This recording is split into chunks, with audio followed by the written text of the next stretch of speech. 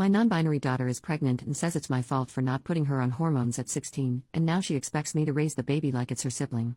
My daughter came to me at 16 and said she was non-binary, but only sometimes. Like, some days she would feel more male than female and some days she would feel like neither. She wanted me to ask her every day what day it was and then refer to her as that pronoun of the day. I told her that wasn't going to fly. Growing up, I spent a lot of time on LJ, LiveJournal, during the old Bun Self and Zen Self Zero Self days. People who think this is new to this generation are fooling themselves. I told her that I would call her the pronoun she wanted, and do my best to remember it day to day, but she was going to have to tell me what she wanted for that day. I wasn't going to play a daily guessing game. This went on for about a week or two until she finally seemed to grow tired or bored and just said I could call her her. Though she still identifies as non-binary. Fine. At least when it was going on she wanted she, he, or they. I'm sorry but I couldn't have done fox self/fox them with a straight face. So that's the pronoun story, and looking back where I think things started to go off the handle. Here's my real question. My daughter is now 18, pregnant, and seems to have lost her goddamned mind. Or I'm a jerk. You choose. This year has been a struggle. She wanted to take a break here before she goes to community college but can't keep a job. Apparently retail situations are too phobic against her non-binary state. My child looks, acts, and dresses exactly as a young adult female, by the way. When I ask how people are being phobic against her, she gets as prickly as a cactus, so I really don't know the details. She's been through 4 or 5 jobs this year, quit all of them. She won't consider call centers that aren't face-to-face because she doesn't like to talk on phones, and is apparently looking for a remote job without any luck. She's been unemployed since Thanksgiving. She quit her last job on Black Friday, in fact, and I was on the verge of laying down the law, telling her she either needs to go to school this upcoming semester full-time or get a full-time job or move out with her friends. But now she's come to me, she's 5 months pregnant. She's very angry at me, says it's my fault because 1. I didn't put her on puberty-blocking hormones when she came to me 2 years ago. 2. She believes I am in fact trying to feminize her by getting her birth control, the pill. She's been throwing her prescription away. This is where I might be the jerk. I called her a little idiot. We don't use that sort of language in my house, and I never call people names, especially my own child, but at that moment I could just see red. The hormone thing is a non-issue in my opinion because this is the first time I ever heard of her wanting hormones. What was I supposed to do? Go back in time? As for the birth control, it's also the first time I'm hearing anything about this. There are non-pill options that don't have estrogen. If that was her want, all she had to do was ask and I would have driven her to the doctor myself. Or she could have taken the car she has and done it. She has her own medical card even. Though to be fair, I don't know how she would have managed the copay without a job. I know for a fact her old high school gave out free rubbers like candy because her friends were always giggling over flavored sample packs and even blew a few of them up like balloons and left them around the house one time. She had all the birth control she could ever want and used none of it. It gets worse. We're way past the date of abortion. Again, I would have helped her if this had been her wish. We live in an abortion-protected state and can afford it. She's known she was pregnant since about 2 months and has come to think of her baby like a sibling. She expects me to raise it like it was mine. That this is my duty, in fact, because she says it is my refusal to accept her non-binary state that led to her being pregnant. So she was going to get a brother or sister and I was going to have another child. You can say my language grew sterner to versions of get your head out of your ass and congratulations, mommy, you have some hard decisions to make, and I said I would absolutely not raise her baby for her. She also refused to say who the father was. Now that I've cooled down, I'm really hoping she has a secret boyfriend. She does have some friends who were born male, but now also don't identify that way. We didn't even get there as I lost my mind when she said she thinks of her own baby as a sibling and wants me to raise it like my own child. She's locked herself in her room loudly wailing, I feel like crap warmed over. She's been in there for 12 hours, and as she has an attached bathroom, probably won't be coming out until she gets hungry. Considering it's been half a day I think she has snacks stored. I also don't know where to go from here. Being pregnant sucks and messes with your head, so I'd like to blame that in the fear she must be feeling, but I have the bad feeling I either raised a spoiled brat or someone with an emerging personality disorder. So I need to know from people who aren't emotionally involved, and maybe some people who are more in tune with this whole non-binary thing than I am. What do I do to help while also making her responsible for her own child? How can I help my daughter accept she must do basically the most feminine thing you can do, give birth and possibly breastfeed, while being sensitive that she's non-binary? Am I just a big jerk here? Typing all this out it feels like my daughter is lost in crazy town. I'm still not raising her baby, but at what point do I drag a legal adult to the hospital? Edit, it's the middle of the night and she has decided to pack some of her clothes and stay with one of her friends. One who I suspect is the baby daddy.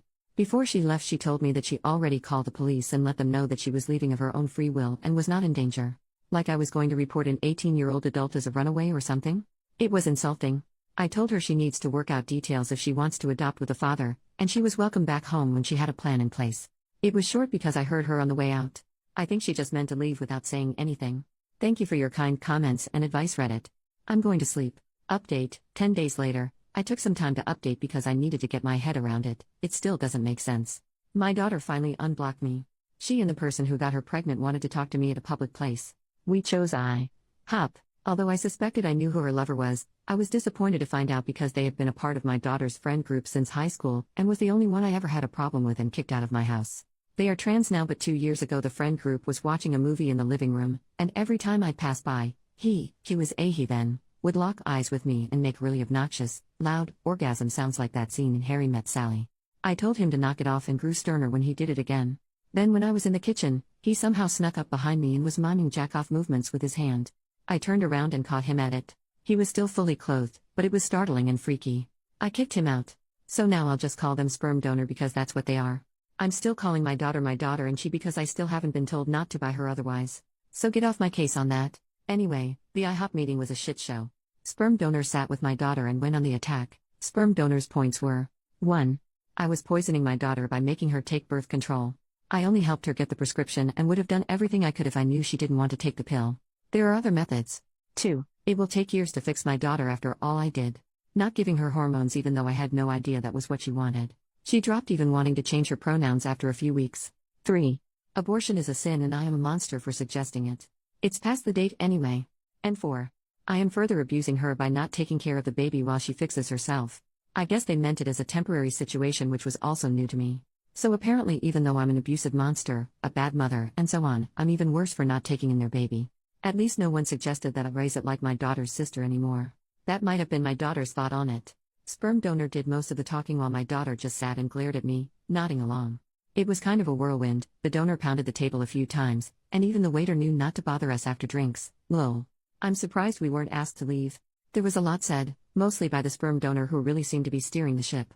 I asked why donor couldn't take care of the baby and the donor said their parents were even worse than me. I guess my daughter and the donor taking care of the child they created is out of the question. I told them that I would not be raising their baby for them and that adoption is the best bet.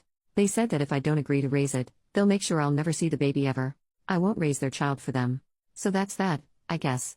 I feel so many flavors of worried and angry and then worried all over again. I've been around the block and it's never a great sign when the person you're with makes an enemy of your family. That's what sperm donor has done by painting me as an abuser and failed mother who also won't take in their baby. Sounds like the donor has cut themselves off from their own family too.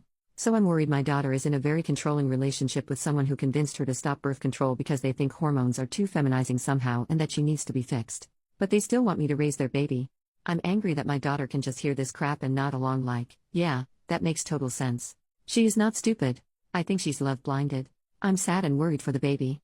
A couple commenters suggested I wanted nothing to do with the baby because I wouldn't agree to raise it as my own. No, in a perfect world, I would want a normal grandmotherly relationship, or at least know that the child is safe and has been adopted into a loving family. I don't care what my daughter does with her gender or her body as long as she doesn't hurt herself. I want her to be in a happy relationship with someone who values her for who she is. Sperm donor kept using the word fix, which I see as another terrible sign. It's bad all around. My house is empty. It feels like my adult daughter has run off to join up with some weird church cult thing who tells her that up is down. That not using birth control, not getting an abortion and then expecting others to take care of the child is all a-okay. Oh, and that she's a problem and needs to be fixed. I texted her and said I would be there for her, but sperm donor was still not welcome in the house. I think I'm blocked again. She's a legal adult. I'm not sure what else I can do at this point. In my low points, part of me thinks maybe I should agree to take the baby and then immediately make sure it's adopted into a loving home. But I get the feeling that sperm donor won't make that easy, and right now my daughter does what he says. Also, I'm not sure if that plan is even possible. It sounds Hollywood. I have an appointment to speak with a counselor, but the soonest I could get is April. Some of my friends think I should take the baby in either to get them away from the parents or because they think it's my duty, or both. The only silver lining in this was that they both seemed sober. I don't think there's substances of any sort involved. Am I reading this wrong? Am I the jerk here? OP left an update in a comment. I logged in and received a large amount of requests for an update. Unfortunately, I do not have one. I have not seen or heard from my daughter since the last meeting, and I believe she has changed her phone number. Our community isn't a large one, and I have heard through the grapevine she is staying with the sperm donor at one of the homeless camps out in the woods.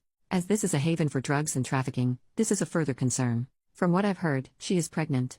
Myself and a few friends and family members have driven through the camp area a few times on the lookout for her, but it's very large and there aren't exactly marked roads. Also, recently other people have been shot at while walking their dogs around there, or riding ATVs, so every time we go, it's a huge risk. So that's it. I'm stuck hoping she's safe and under some kind of shelter, There are a lot of plywood houses and broken down RVs out there, and waiting to hear news when she has the baby. Yes, CPS and the local police are aware of my concerns. I'm worried the child will be born addicted because I don't know anyone who doesn't live out there who isn't a meth head. Thanks for all your concern. I'm unsure what I'll do when the baby is born. I might have to take in the baby after all just to make sure it doesn't live in that camp, and it may make me the jerk, but I am not looking forward to the hard work and drama that will come with it. New update, 4.5 months later. I posted another update in the comments a while back. It's on my account. Basically, my pregnant daughter shut me out of her life completely, and rumor had it she was living in a homeless camp with her weirdo lover out in the woods. It's a huge place, and me and friends searched a few times but weren't able to find her. It's also dangerous because there aren't laws out there, and the homeless shoot at ATV riders and hikers and send dogs after people who come too close to what they consider their territory. To be clear, I don't think my daughter was part of that group. The camp is huge and full of meth addicts, traffickers, and drug labs.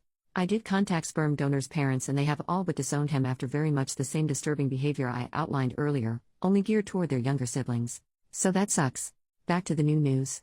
All this shook out a couple weeks ago, but I hesitated to post because of my own emotions and the fact I know Reddit will be all over my ass for the deep anger, shame, and disappointment I have for my daughter. I came home from grocery shopping to find a strange pregnant woman at my door. That woman used to be my daughter, but had changed so much she was like a stranger. She chatters constantly so you can't get a word in. She has several small face tattoos and, forgive me for saying this, looks like she has aged 20 years. She had been living rough.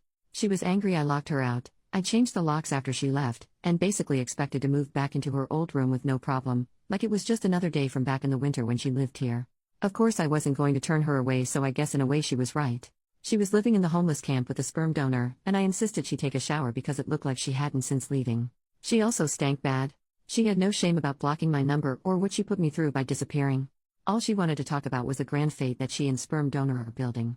That they're building a community of new people, and she went on and on and on without mentioning the baby once. I don't know how anyone can stand them, but sperm donor has multiple partners and my daughter is one of them and is perfectly happy being his broodmare. The broodmare is my verbiage. Hers is much more royal. Frankly, based on what she overshared, sperm donor seems like a complete love-making fiend. Finally I broke in and asked, and she said she had been to the doctor regularly. That was a lie, found out later, and all is well with the baby. At this point I knew she had to be on something. If she was awake, she was talking, and none of what she said had an end or a point. Also, a lot was from Crazy Town. What I got from her was that, again, she and several other ladies, and men, somehow, were to carry the next generation of new people. Yes, the men. Yes, biological men. Sperm donor was sort of the middle of the wheel with the spokes, was how she described it. I've met him before and I'm surprised he was able to get one girlfriend, much less whatever grouping is going on now. Anyway, sometimes she said she wanted to keep the baby, though she wouldn't tell me a plan to take care of and house it. I think she expected to stay with me, and sometimes she wanted to adopt it out, but not for the good of the baby but to spread the new people. This part is going to upset the internet, but the new people are apparently without gender expectations, and that was why she didn't know the baby's gender yet. Oh yeah, and also some of the wheel, her group, were empathic and they could communicate their feelings through the other world. As a house guest, she was the absolute worst. It was like she had gone feral out in the camp and clean up after herself to the point where she mostly did not even flush the toilet after using it. She ate everything, which was to expected, but never cleaned up after herself and kept asking. Asking is too mild of a word. She demanded for me to take her out to restaurants. I did a couple of times because I missed her and was trying to make a connection, but then once afterward took her to the store to get baby supplies, and she was weirdly detached. Sort of picked up the first thing she saw on the shelf, and all the while it was yak about her true family of new people and their grand fate. Anyway, I finally got out of her that she expected the baby in mid-July, which put her outside the time frame she originally gave me. I had it on my calendar. I was obsessed with a possible due date because I didn't know if she was find a baby on my doorstep or what, and yes, she was under the care of a doctor. Both lies. Getting her to focus on one subject was impossible. She would only stop talking long enough to take a breath and only listen long enough to you to stop for your own before she'd launch into a new thing, usually around sperm donor, who she loved but was nowhere in sight and was chilling back at the camp with the rest of his breeding stock or whatever. Basically I was waiting for her to come down off whatever high she was on, when she went into full-blown labor. It was a complete shit show. She was having pains but her water hadn't broken yet. At the hospital it came out that she had not been to the doctor once for the baby. There are programs in our state that cover pregnancies, so that put her at high risk, so she was admitted immediately. That's when the switch flipped and she became hateful against nurses and doctors. She said the worst things and they were absolute saints in return. She also had, delusions of grandeur and told them she was their queen and accused them of trying to punish her. It was so wild. I can't even describe the monster she became. So hateful. Racist, vicious, and the worst things you can say to people, she said them. She wasn't in hard labor yet, so it wasn't entirely the pain. I pulled one nurse aside and told her where she had been living and that I suspected substances, though I hadn't caught her using yet. They were so professional and gave her painkillers that helped her mood. Not gonna lie, they doped her up because she was acting wild. Imagine my surprise when her blood work came out clean. I wasn't there for the birth because she didn't want me in the room with her, and heaven help me, I was a little relieved because I was ashamed of her behavior, but I did talk to a social worker on staff to let them know everything I did. The lady was very nice but couldn't speculate officially on my daughter's mental state. I said she had to be bipolar or manic or something because her behavior was not normal, but she asked if she had threatened to unalive herself or harm the baby, and she hadn't. They can't step in until there's a threat. Miraculously, the child was born at a good weight and healthy, and not addicted. I don't want to give too much info on them because the internet is forever and one day they may search for their own past. My daughter lucked out big time and had a normal delivery as things went. She didn't give sperm donor's name out as the father, though I did to the social worker. They can't be put on the birth certificate, on my word. She up and left her baby that evening without officially checking out, without saying goodbye to me or her newborn. Because the hospital is a safe surrender point, she won't be charged for abandonment. CPS asked if I wanted to take the child, and though it tore me up, I said no. There are a lot of reasons for why. A big one is I don't want to be held hostage to my daughter's whims, and especially sperm donor. I don't want to be on the hook for more children which are likely coming. Also, look at my daughter. I did my best, and she still turned out this way. Maybe I shouldn't try again. I know getting a new family is almost the best thing that could have happened for the baby, even with problems with the foster system. It has to be better than the camp. But I feel like crap about it even now. I also suspect they'll have a sibling soon as my daughter can arrange it. I know my daughter is not well. I know she's in a cult and probably in danger, and also probably an abuser herself, based on the stories she casually dropped about other members. She is also a selfish liar, and it is luck or the grace of God or what have you that her baby was born healthy. She is rolling the dice on her life and the life of her future children. She's sick and under a fiend's control and now thinks she has magic thought powers, but she has some responsibility in this too. All the rest of the transgender stuff with her lover, and if she is non-binary or not from the past, doesn't matter. She's an adult and is making some bad choices. It's hard for me to type out, but the way she treated the hospital staff was so cruel. Seriously, I had to use a thesaurus to describe it because I can't even describe fully how bad it was. It showed me that whatever else, she thinks other people are below her. It's more than the mania. I'm just there to serve her, whenever she sees fit. She knew she would be giving birth soon, so she came home and expected me to take care of her. I did, of course, because she was 9 months pregnant. And the second she didn't have any more need of me, or the baby she had just given birth to, it was easy to take off again. I listened to her for days and she expressed no feelings of hope for the baby other than a vehicle to spread their movement. No worry about their future life, and no more comments on me raising them as a sibling.